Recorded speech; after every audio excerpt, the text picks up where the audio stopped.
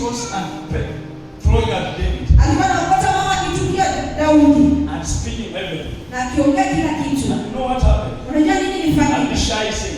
Abishai akasema. Abishai was the one of those armbearers of David. Abishai alikuwa armbearer mmoja wao wa Daudi. So he said, let me go and kill him. Akasema wacha niende nimuue. But then he said no. Daudi akasema let him say whatever he wants to say. Wacha seme kila anataka kusema. Broken people never answer back. Watu waliovunjika hawajibu. If you are fighting someone and they are not answering you, kama unapiga vita mtu na hawakujibu, be careful. Kwa makini. If you are accusing people, you are saying bad things and don't see them come to fight you. Kama unasema vitu vibaya watu na unaona kuja kupiga vita. That's a broken person. Wewe ni mtu ambaye amevunjika. That person is very dangerous. Huyo mtu ni dangerous sana. There is okay, let him say whatever he wants. Daudi akasema ni sawa, acha aseme kila anataka kusema. Because God will see that he is accusing you. Sababu Mungu ataona kuwa ananitusi. And have mercy on you. Na anihurumie. And you know what? Unajua nini? At the end, mwishowe God restored David back to the city. Mungu alirejesha Daudi kwa mji. City. Kwa kiti. And he restored his kingdom. Na akarejesha ufalme wake. And made him a spiritual monument for kingship. Na akamfanya spiritual monument wa ufalme. Akamfanya kuwa ishara ya kiroho kwa yoyote anatafuta ufalme. Everyone who seeks kingship, you go through David. Yeyote anatafuta ufalme unapitia Daudi. This man was so perfect. Huyo mtu hakuwa bora. But his brokenness Lakini kuvunjika kwake gave him a position in the kingdom. ilimpa nafasi kwa I ufalme. want to speak to some people here. Nataka kunenea watu fulani hapa.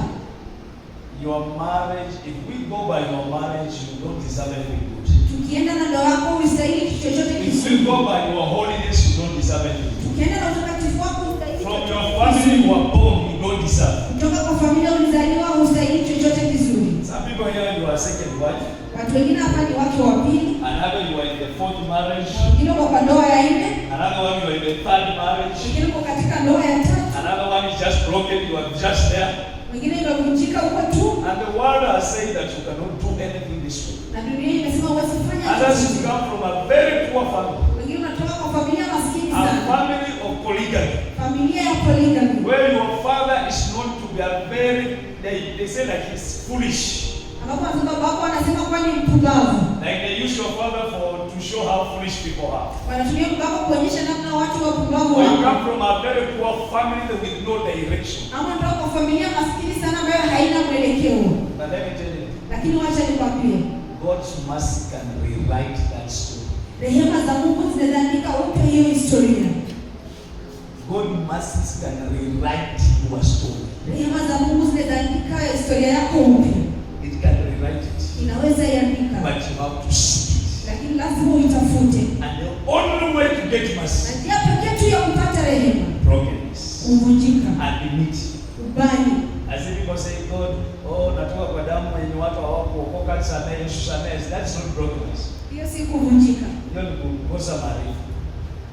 Yes, Mungu, natoka kwa familia yenye wazazi hawakujui, hawakutambui, bali nimekuja mbele zako, najua unaweza niinua. Have mercy on me. Nihurumie. You know, there are two words in the Bible Unajua kuna maneno mbili kwa that Biblia I've found, that I read in the life of David. ambayo nilisoma kwa maisha ya Daudi. There are two words. Kuna maneno mawili. Have mercy Nihurumie and save me. na niokoe. Help me. Nisaidie. There are people who need to learn to ask for help. Kuna watu